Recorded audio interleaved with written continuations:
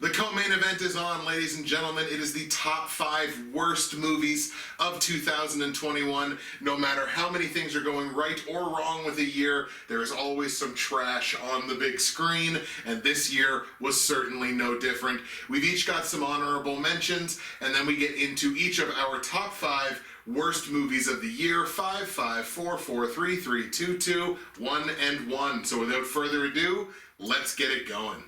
Okay, so my dishonorable mentions, because I call it dishonorable, they are Yakuza Princess, Things Heard and Seen, The Humans, Lockdown, I Blame Society, He's All That, Cry Macho, and Free Guy. I only really want to comment on a few. The Humans was an A24 movie, so that's why I mentioned that one. Lockdown was a movie that sounded cool, like a heist during a lockdown, but it wasn't good at all. Right. Wasn't that Anne Hathaway? Yeah. Yeah, there you go. Free Guy was, I don't know if I can call it disappointing, because I actually didn't think the trailers looked good, but I hoped it would be good. Because, Ryan Reynolds. But it really wasn't that funny. Cry Macho could have been a lot more than it was, even with the horrible title. But it's He's All That I want to shine the light on, because you know this. But I watched He's All That, I think 11 times, because I was obsessed with Rachel Lee Cook back in the day. So I was like, you know what, I'm gonna watch He's All That. It wasn't good. I'm sure She's All That wasn't good either, but I don't care. But you know what? Rachel Lee Cook was in this a little bit. Okay. And it was nice seeing her. I'll give it that much praise. It was nice seeing her as the mother of the main character, I think. Oh, okay. She was the best part. There you go. And that's all I got for it. so there you go. It was a nice callback in an embarrassing movie. Yeah. I will say this, Free Guy is the controversial choice in there, based on many conversations I've had with many other people. Yeah, but the thing is, other people are stupid. Right, fair enough. I mean, those many other people do not have their own movie award show, so, Yeah, but I know. People thought it was funny and stuff. Good, I'm glad. All right, I only have 3 honorable mentions this year because, of course, as I mentioned, my volume was down lower this year than it typically is. But the 3 that I have, I think, are all worth shining a little bit of a light on, at least. My honorable mentions are Who is Amos Otis, as well as Dead Again and The Great and Terrible Day of the Lord. So, Who is Amos Otis? I've only heard of Dead Again. The Great and Terrible Day of the Lord? Is that what this is called? The Great and Terrible Day of the Lord. Okay. Yep. All right. So, Who is Amos Otis is a political thriller that becomes a political sci-fi thriller that talks about a presidential assassin. Okay. So, it's a guy that assassinates the president of the United States. And it doesn't really talk specifically about what the politics are, but the assassinated president sounds an awful lot like Donald Trump. So that's what we're gonna. What a shock, right? Yeah. And this presidential assassin, argues self-defense based on what this president will do in the future. And where it becomes sci-fi is this person reveals that he's a time traveler and he comes from 40 years in the future where the world is under a climate crisis and has been destroyed by basically the policies and the ongoing legacy of this particular president. So he came back in time and killed this president. He also then makes the argument in the movie that John Wilkes Booth was also a time traveler as well. And I think that Lee Harvey Oswald, who assassinated Kennedy, was a time traveler as well, doing the exact same thing that he did. To me, this is this year's The Hunt, but it's way worse than The Hunt. Like, I talked about how I thought the actual political conversation and the political impact of The Hunt, I kind of thought was dubious at best. They're talking about this like, oh, this is the big controversial movie this year. And it's like, this would be controversial if it wasn't, like, it would be controversial if it wasn't embarrassing.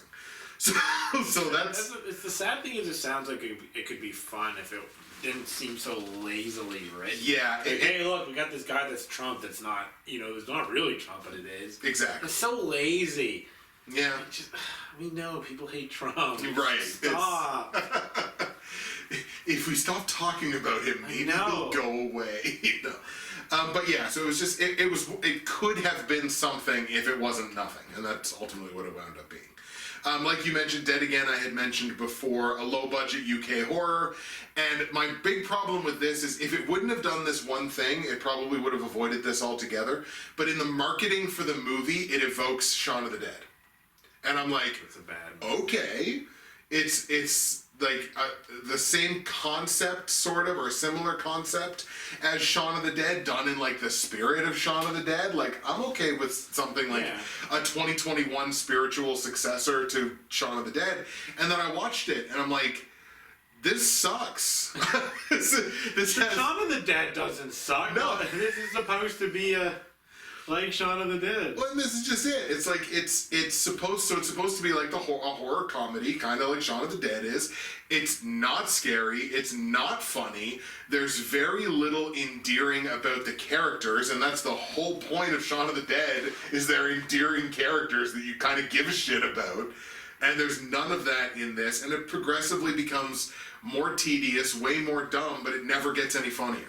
If it wouldn't have mentioned Shaun of the Dead at all, this would have probably been a fine little not great movie that would not have wound up in this list anywhere at all.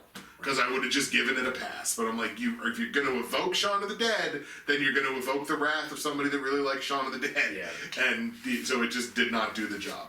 Now, of course, the title that caught your eye, The Great and Terrible Day of the Lord. So this is a two-person universe movie. It's literally just this couple that go up to a cabin, and they're going to have a weekend together. And on the first night, God starts speaking through the boyfriend. Basically, if you don't trust me, you're going to die in 48 hours. If you don't trust me, you're not going to heaven.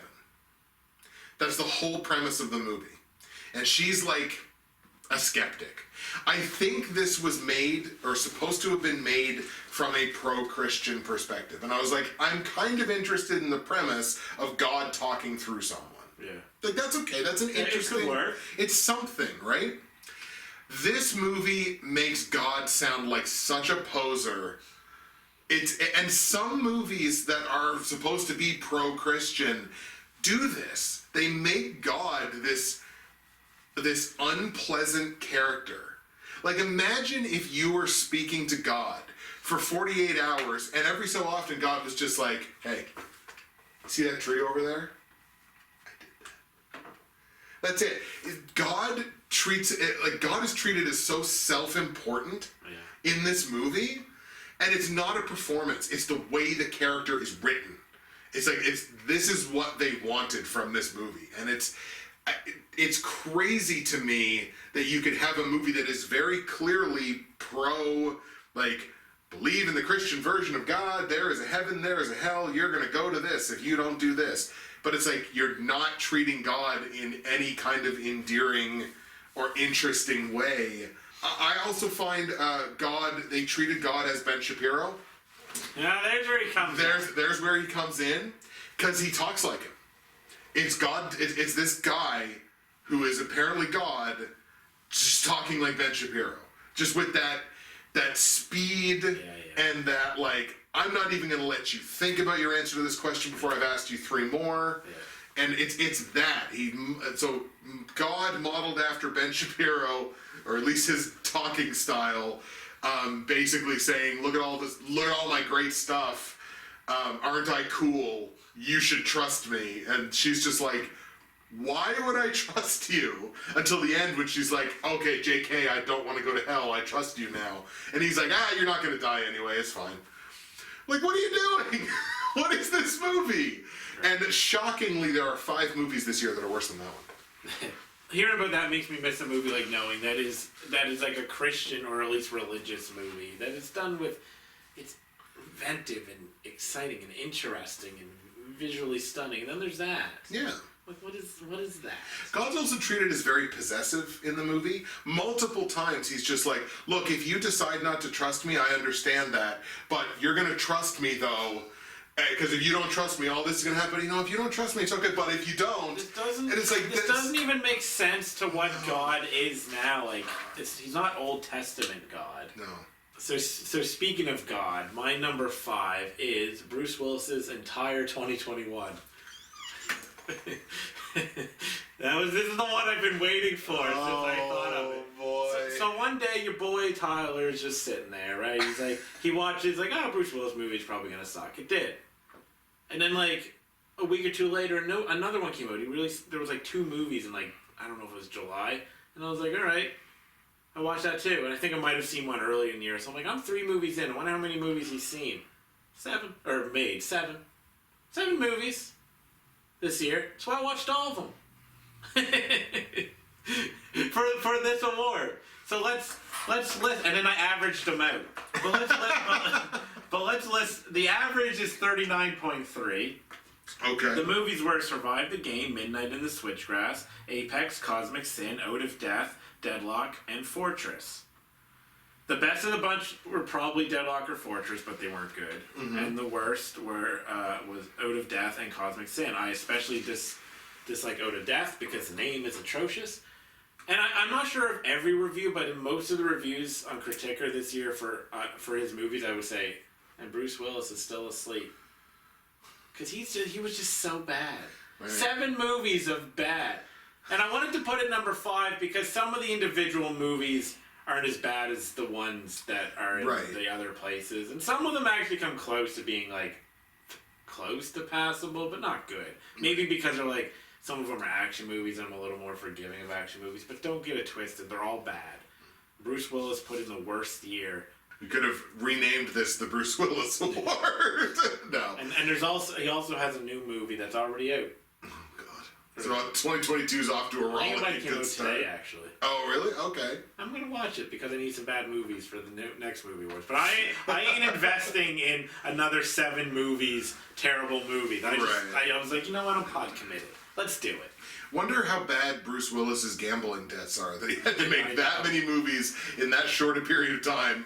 Number 5 is going to be a real quick one for me. It's Cam Girls, which we talked about in an earlier award. It's a story of 3 women who try to use the pandemic lockdown basically as an excuse to explore various aspects of themselves sexually, and it's whether it's live streaming themselves as actual cam girls, or one girl, like the girl who I mentioned earlier, who's like, I don't know why you aren't more supportive of the fact that I think about my ex when I get off, and that's almost word for word the line, like streams herself to her boyfriend having sex with someone else.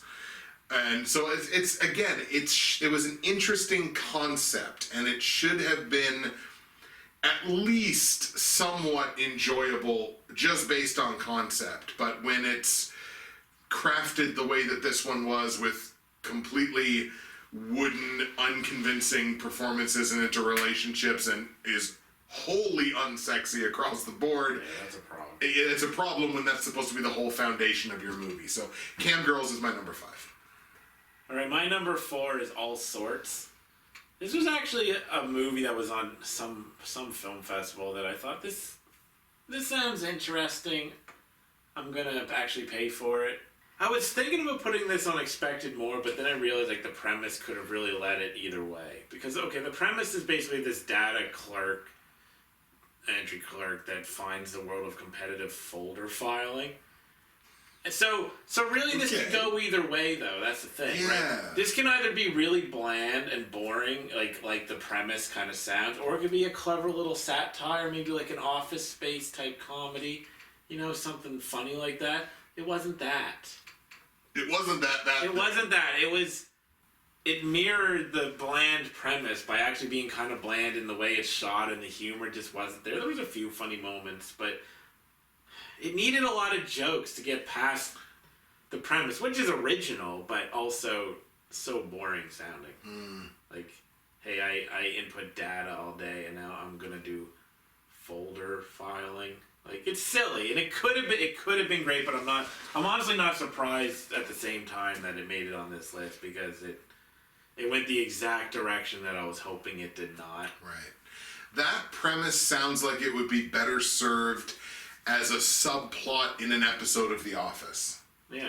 Like Dwight right. discovers, like the Dwight character or something, discovers competitive folder filing, right? Right, but there would be like humor and good writing exactly. in there. When it's in a much more condensed, like, hey, we got to get through this in a 22-minute episode of a sitcom. Rather than because like it's like they go through like a secret door and find it. It could have been good, but alas, it's one of the worst movies of the year. Yikes. My number 4 worst movie of 2021 is a movie I have been talking about all year long. It is a movie with the absolute single worst title that has ever existed in film. My number 4 is Rise of the Mummy, aka Mummy Resurgence, which means the Rise of the Mummy. This movie is horrible. This is a low-budget UK horror. What a shock. God, you hate the UK. Look, if the UK made some good movies this year, I'd be all for it. At least if they made a good horror movie, but they very much did not, at least not in these ones. And again, I get it.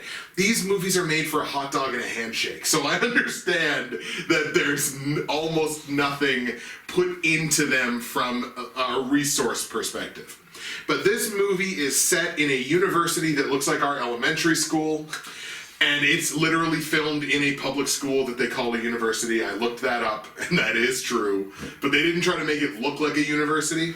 They bring in this ancient mummy for this class to, like, I don't know, look at and poke with pencils and stuff. Like, they're not really doing anything with it. This mummy just happens to be in this university, and all of a sudden, oh, hijinks, the mummy comes back to life. No way. The mummy teleports.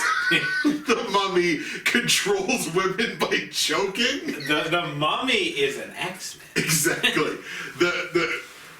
It's got the worst blood CGI you've literally ever seen in your life. Like, imagine, you remember in the movie Spaceballs when they threw the can of, like, raspberry jam against the thing? That's what their blood CGI looked like. It looked like the raspberry jam. Somebody gave them the raspberry. I guess. But the difference here is Spaceballs was almost 40 years ago, and it's a comedy. And this movie is not a comedy at all.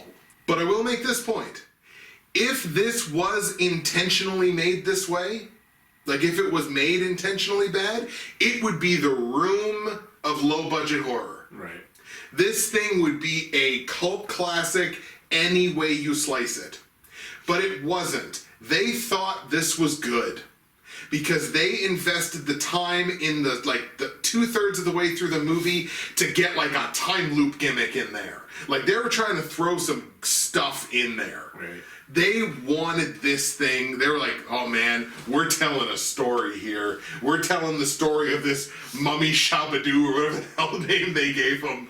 Like, they're trying to tell a story, and it was, the story that they told was one of the most embarrassing things that I saw put on film this year. So Rise of the Mummy, aka Mummy Resurgence, is my number 4 worst movie of the year. And I have been talking about that almost all year. Because that title is, that title's bad. So AKA is actually in the title, or it's not just like also known as? It is like in the official title. Can you say that title again, just for... Rise of the Mummy, aka Mummy Resurgence. Why? Why is the AKA there? Because they must know that it has 2 names. Like, are we sure this isn't a horror comedy? No, are we sure? Are we positive? I'm positive that they're not trying to make this thing funny. That's sad. My number 3 is Batman Soul of the Dragon, aka Batman Soul of the Ninja, because my stupid brain dislikes the movie so much that for some reason I keep calling it Batman's Soul of the Ninja. Okay. Like every time I write it down, I always write it down wrong. My brain can't even care enough about this movie to remember its title. Right. But really, this is more of a sad pick for me because I like animated Batman. I like Batman in general. Yeah. Like many of us do. Animated Batman is a nice opportunity to explore characters and villains and stuff that might not fit as neatly into a live action, you know, because some of the villains are weird. A little bit.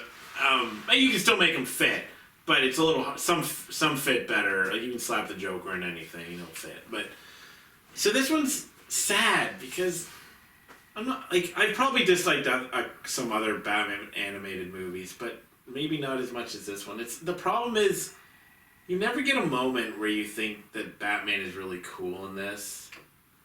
It kind of looks silly, honestly. And I know he can be bested in hand-to-hand combat, which he is in this movie. I know he's not like the best fighter in the world, but you still just don't get that moment of, hell yeah, it's the Bat. I know it's like a meme online to talk about Batman games, like it makes you feel like Batman. But this movie doesn't feel like Batman. You know what I mean? It's animated Batman can be so good. But this just isn't, and it breaks my heart to dislike this. Like I'm not even having any fun with this pick. Darn. It's just dark. It's darker than this Batman. It's a sad day. It's just a sad day. It hurts me a little bit. So let's move on. All right, fair enough. My number 3 worst movie of 2021 comes with a slight caveat. So the last movie I talked about, Rise of the Mummy, aka Mummy Resurgence, was garbage. But I, at the very least, can't remember the last time I had so much fun picking apart all the crummy bits from the movie. So at the very least, I had fun with it, even though they didn't want me to be having fun with their movie. They wanted me to take their zombie or their mummy movie seriously. On the other side of that is Mask of Thorn. That's my number 3. Another low-budget UK horror that is apparently part of a franchise that no one has ever heard of before, called the Thorn franchise. So what are you talking about? That's my favorite franchise. There you go. Your number 1 best franchise every year. The Mask of Thorn is a story about a leap year killer, which is at least a concept. We've seen time-related killers. Like, oh my god, even It is based on, like, a killer that comes back after, like, a cycle of, whatever, 28 years. So, like, we've seen the concept there done before. Now, in Mask of Thorn, the subtle difference is the killer seems to be trying to impregnate his own daughter through time travel. Why doesn't he just use his penis? There's got to be an easier way. I don't understand why you have to manipulate time travel to impregnate someone. Why don't you just pull down your pants? It's not brain surgery. No, I think very, very, very unintelligent people can achieve pregnancy. We've seen that. But, like, with Mask of Thorn, you get all of the embarrassment of this genre doubled because it's got the budget of a peanut butter sandwich. Why you gotta do peanut butter sandwiches dark? I don't know. I'm just thinking of something they're wonderful and they're inexpensive, which makes them a great option for lunch. But it's got all of those bad things. It's every bit as bad as Rise of the Mummy, aka Mummy Resurgence. It's every bit as bad as that movie, with none of the hilarious bits. So not only is it as bad, but it's a slog. Yeah, and it's only like 80 minutes. It's not a long movie. Yeah. But that 80 minutes felt longer than Zack Snyder's Justice League. It really did. It felt like it took me longer to get to the end of Mask of Thorn, which, by the way, the killer kind of wins. What a shock. It takes way longer, it feels like it anyway, to get to the end of that movie than to the end of something that was 4 hours long. So that's why it's my number 3, because I'm like, not only does this suck, you, like, wasted a chunk of my life. Yeah. The worst part of a movie is when it's a slog. Yes. I know sometimes it comes across like a boring criticism to just be like a movie's boring, but I can't think of anything more offensive than just a boring movie. Right. Right? You can even if you can appreciate, I'm not saying for this, but the technical aspects of a movie, if it's boring, I'm still not giving it a pass. Because it didn't entertain me. The only thing appreciable about Mask of Thorn is that his design kind of makes him look like he's Casey Jones, but with predator eyes. Right. Well, another positive is that eventually the movie ends. Eventually the movie is over, but I'm terrified since it's a franchise we're going to get another one. Are you pot committed now? Are you going to do it? I might. You might do it. I might be pot committed to Thorn. Okay, my number 2 is a movie called Moxie. I'm gonna be honest. I'm gonna hate on this purely on its well, not purely on its social commentary, but in large part. But I'll tie it back to the movie itself. It's basically just intersectional feminism 101. But it doesn't really explore its issues in a compelling, interesting way. It's very bland and unintelligent, and there's almost no good guys in it whatsoever. And most of the guys that are decent are only because they embrace the cause, right? Like even a teacher, like there's a bunch of stuff going on, and he was just like, "Yo, I'm a teacher. I don't want to get involved," which is, I think, what a teacher should do. Honestly, he's there to teach, but then they like guilt trip him, and then he becomes yeah, because he didn't want to do it because it's a woman's issue. Right? So then they guilt trip him, and then he becomes an ally, and then they like him, and now he's a good guy, right? I hate that. It's like he was just trying to be a teacher. Right. You know what I mean? And that's all over the place. Like, they introduce things into the movie and don't explore them. Like, there's a rape that isn't really explored that much, it's thrown in. There's this Asian, the best friend of the main character, like an Asian, and they kind of touch on like a white privilege thing, which you can feel what you want about that. But the Asian girl actually had probably the best story in the whole movie, and it's just kind of outside of her and the main character's feelings. It's just never explored. It's like they throw in every issue but don't explore any of it. Interesting. And the thing is, it's like it's directed by Amy Poehler. I like Amy Poehler. I've always liked Amy Poehler. I expected a feminist slant to it because it's what she does. Same with Tina Fey. I go into their stuff being like, I know what I'm getting. Make a movie around it. You know, make an actual movie, because there isn't even a plot that's any good or performances to latch on to. There's not good dialogue. It goes for this like Riot Girl energy, and they even like include like the band Bikini Kill, who were an awesome like feminist actual Riot Girl band with real energy and aggression and anger and stuff. But this doesn't manage any of that. It's like Riot Girl by name only, not what they're doing, right? And I just hate it so much, because if you're going to make a blatant, like blunt, like militant message, do it like The Purge. You know, have a great, I think the movies are great, I know some people would disagree. Have it be as militant as you want, but make a movie with it. And if, you know what I mean? And if you're not going to make a compelling story within your ideology, at least explore the ideology in a compelling way, at the very least. But it doesn't do either, so it fails as a movie that's set out to entertain. It fails as social commentary unless you're just getting into it. It's like, it's so surface level. Like, there's no complexity to any of it. It's just like, here's intersectional feminism. Here's like the very basic elements of it, which I disagree with some, but I agree with some of the stuff they bring up in the movie. Women's issues that I feel could be explored better, but this movie ain't it. I don't want to hate an Amy Poehler movie. Because then it comes with expectations. Yeah. Right? So, I know that's like just a rant about the messaging, which like in previous years I've said to him off camera, I'm not as willing to get into, but I can't stop myself anymore. I gotta do it. Yeah. If the messaging is crap and stupid, it's not that the movie believes what it believes. It's that it doesn't introduce anything that backs it up. This is how it expresses how it believes. Yeah, like I can disagree with the messaging in movies and not hate the movie. Yeah. But not this one. Except this time. This time.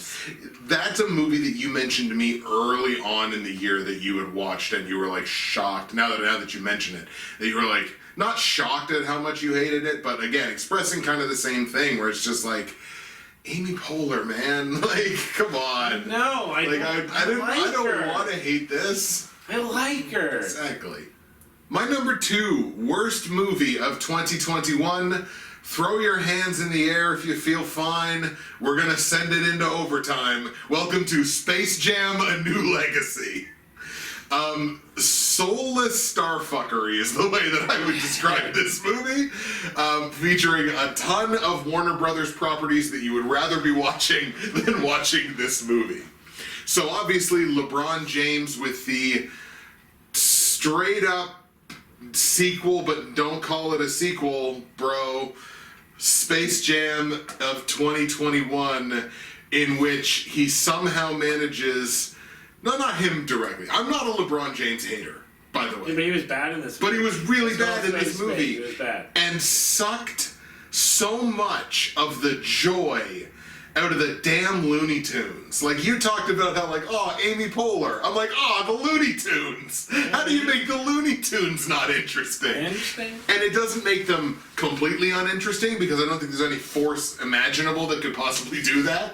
But my God, there's so little fun to be had in this movie. And I'm not just saying that as an entitled 37-year-old who Space Jam 1 was my movie. There were kids in my viewing of that movie silent. Yeah. This movie was not entertaining for children. That is a criminal offense that is inexcusable when you're going to make another Space Jam movie. LeBron James exploring his I might be a bad dad kink for 100 minutes was not what this needed if you were going to do another Space Jam movie. Just watch Space Jam. This was my biggest problem with the whole movie. My issue is, like, I don't like nostalgia porn as a principle. Yeah. This was the worst kind of nostalgia porn, because it's nostalgia porn for something that you can still watch. Just watch Space Jam 1 and let the kids Google who Muggsy Bogues was. I don't care if they don't know who the basketball players are. Yeah.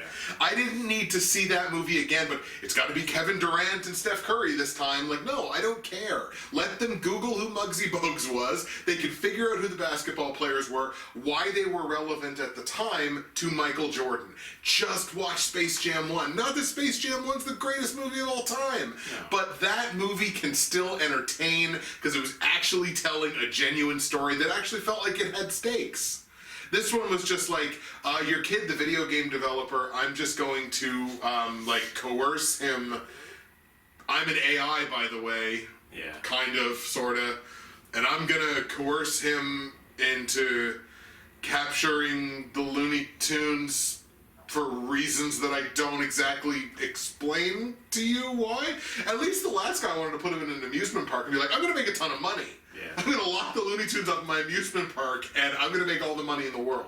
And it's like, okay, that's a reason. I didn't see a reason for the antagonist in this movie to be doing it, and that was the icing on top of the turd that was this movie. And again, if you're gonna make this movie and it's not even entertaining for the kids in the audience, I'm sorry, it was not worth spending the money on. So Space Jam, A New Legacy, my number 2. There was actually something this year worse than that.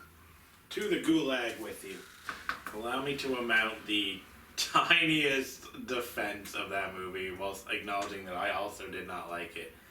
I think the Looney Tunes are trying. And it's subpar Looney Tunes, but I think they're trying. I think they're trying real hard. And sometimes there's a few jokes that work. And then there's Bugs Bunny trying to make that ultimate sacrifice at the end, like a G. Yeah. Made me a little emotional. But even that only works because of nostalgia. The movie itself doesn't do anything to build it. But I can't bring myself to completely despise anything with the Looney Tunes, even if it isn't like prime Looney Tunes, because there are moments that I just like seeing them, but that's all I got. The movie sucked. It's fair. No, that is totally fair. And you could tell sometimes because it's like, it's weird. We're talking about the Looney Tunes like they're like human beings. But They are. Like, I guess fair enough. I probably shouldn't say that. I apologize. But like there are moments there where even like the Looney Tunes, some of the characters are just like, oh my God, they're tryhards. Yeah. Like, they had to make some of these characters absolute tryhards in order to try to squeeze the littlest bit of comedy out of this. Yeah. Okay, my number 1 is America the Motion Picture. It's this animated satire of America. I totally forgot this came out this year. It's like the laziest. I guess I'm gonna rant about social commentary again, but maybe less so this time around. Right. Like, we know this movie was made in Hollywood. We know what the politics lean towards, right? It's gonna have the left talking points, and that's fine that they want to do it. But again, you've got to create a movie. Like there's an indigenous person where his ongoing joke is like, "You were racist." Like, you took our land. Like, it's the most basic. Yeah, we know. Did you have to make the joke 20 times? Right. We get it. Like, you're not clever satire, right? Team America was clever satire. I mean, it wasn't historical, but I mean, Team America was clever satire of America. I know that was many years ago as well. Right. But you can do that kind of stuff. But there isn't like a movie here. Like, it's boring. Although the end little bit was probably the best part of it. But this movie was so bad and so uninteresting that I went to go do something in the middle of it because I had to go eat or something. Right. And then I went to the bathroom, and as I was standing there washing my hands, I was like, I don't have to finish this movie. Like, nothing's forcing me to finish this movie. It's just lazy. I guess I really hate lazy commentary. That is just because it's the same thing we hear. You turn on the TV, it's the same commentary. You go on the internet, it's the same commentary. You know where Hollywood leans, so it's like, okay, fine. We know where you stand on everything from America, from history to climate change isn't really in this movie, but all this stuff, cool. Make it interesting. Yeah. Like, this may come up later, but as a point of reference, don't look up. Leftist commentary. Yeah. About climate and also people not listening to stuff. But leftist. Clever movie. This, boring, unintelligent nonsense. Right. With almost no jokes. But this is for an audience that agrees with this and wants to stick it to America. And that's who it's meant for. Right. But, To thunderous applause, no less. yeah. And it could have been fun. Like, I actually went into this knowing what it was roughly going to say. I went into this thinking this could be really funny. This could be a lot of fun. Animated, so it gives you a lot of leeway to do a lot of zany things. It's true. And it didn't use any of it. It had so much potential. My number one worst movie of 2021. What would a 2021 movie awards be without a coronavirus-based worst movie of the year? Yeah, this is that one that you mentioned earlier in the year, I bet. COVID-21 lethal virus. Okay, let's talk about this piece of shit. So, COVID-21 lethal virus is a look in the future where the new coronavirus, which turns people into Walking Dead zombies, has infected everybody. And all of a sudden, it's just straight up The Walking Dead, except in vaguely Latin America, but kind of looks like Britain.